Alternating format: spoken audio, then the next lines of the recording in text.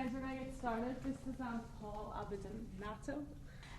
He's head of sports and media Wales, and he's going to give us a talk about his question and answers at the end. As me said, I'm Paul Abedinato, head of sport and media Wales, which is responsible for the Western Mail, South Wales Echo, Wales on Sunday, the Celtic titles as well, which are the Valleys papers, plus Wales Online, which is our website, goes without saying.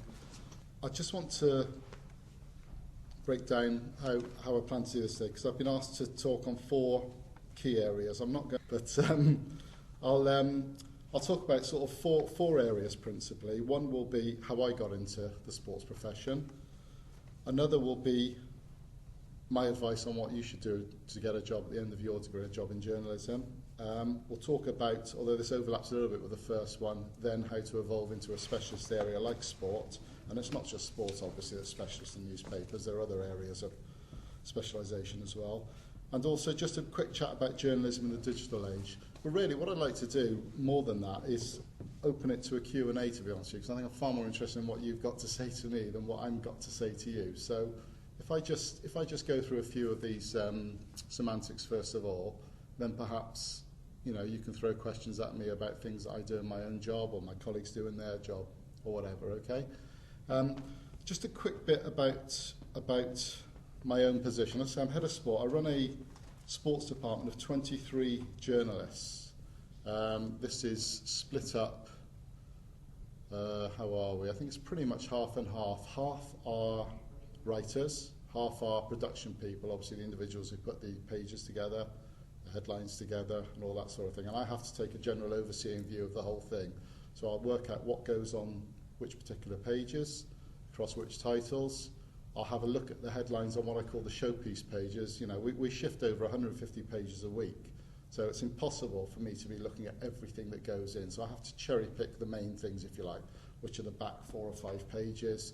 And if there are particularly contentious issues further in the paper, I'll obviously take a good look at those as well for legal reasons and also for reasons, diplomatic reasons, should we say, in terms of trying to stay in with individuals. Because it can be, although it's a very, very rewarding job, we're actually quite a small pool here in Wales. We're not like London newspapers who can come in and do a hit-and-run story, if you like, on Craig Bellamy, for argument's sake, whether with Cardiff City or with Wales. We have to be mindful of the fact that we have to deal with these individuals day in, day out, week in, week out.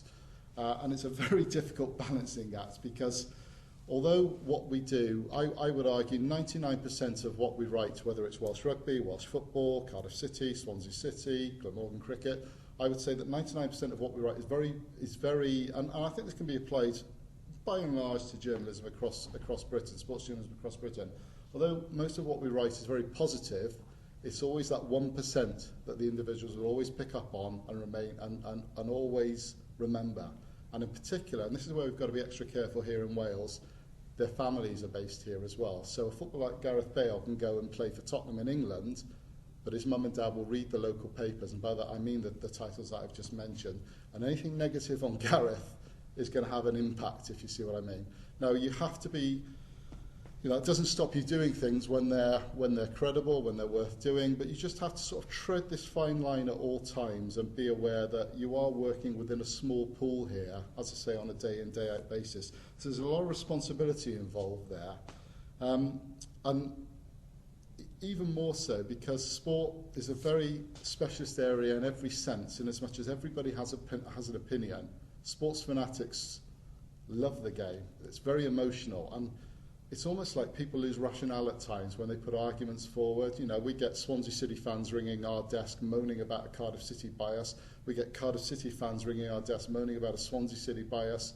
We get Welsh Rugby fans ringing, moaning about this, that. You see what I mean? It can be, you just have to try and cut through all that and just try to do the job to the best of your ability and take the emotion out of things. But be aware that you're reaching the broad spectrum of the population. There are certain papers like the Sunday Times that will appeal to AB readers. There are certain papers like the News of the World that appeal to DE readers. But sport encompasses the lot of them.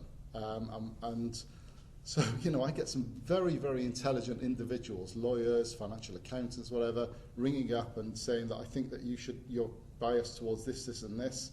And I have to put the counter argument. And to be fair, once you actually have the discussion with them, they accept what you say. But it is it can be a very, very awkward balancing act, but it's a hugely rewarding job. It really is. You know, there's a lot of people on our desk who are actually doing a job that they love and being paid for. I know it's a bit of a cliche to say that, but not being paid very well for, mind, I must say that, but they are being paid for it. And so, you know, although there are times when it's not so glamorous, if you're coming back from a game, say in the northeast at 3 a.m. in the morning when everyone's tucked up in bed and you've got to be back in the office early the next day, sometimes you just have to remind these individuals that, you know, they've got a job that most people would give their right arm for. And so it can be incredibly rewarding, but just bear in mind, as I said, we always have to bear in mind the thin line that we have to tread, and understand that everybody has an opinion about sport, and it doesn't necessarily make yours right,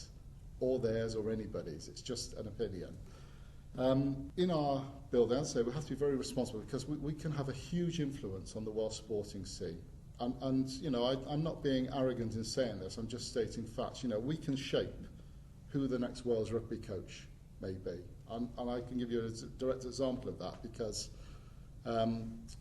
when Gareth Jenkins left in 2007 as Wales coach, Warren Gatland, the current coach, wasn't even on the Welsh Rugby Union's 5-man shortlist for the post.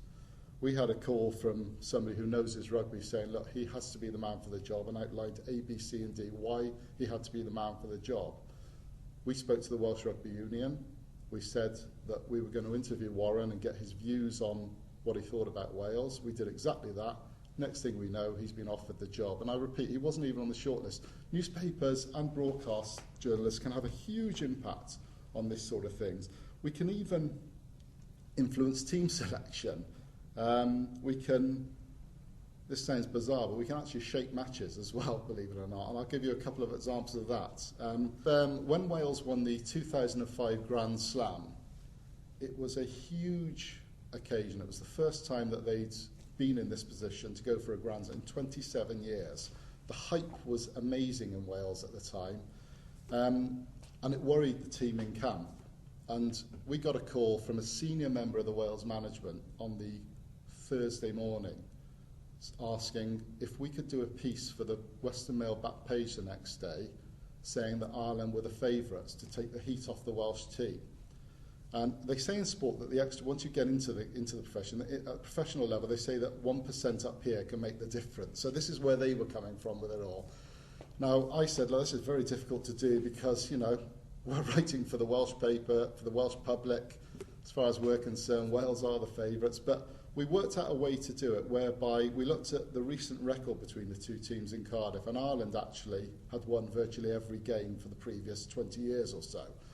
Now, that probably isn't literally the case, but they certainly won something like 80 or 90% of them. I can't remember the exact figure now.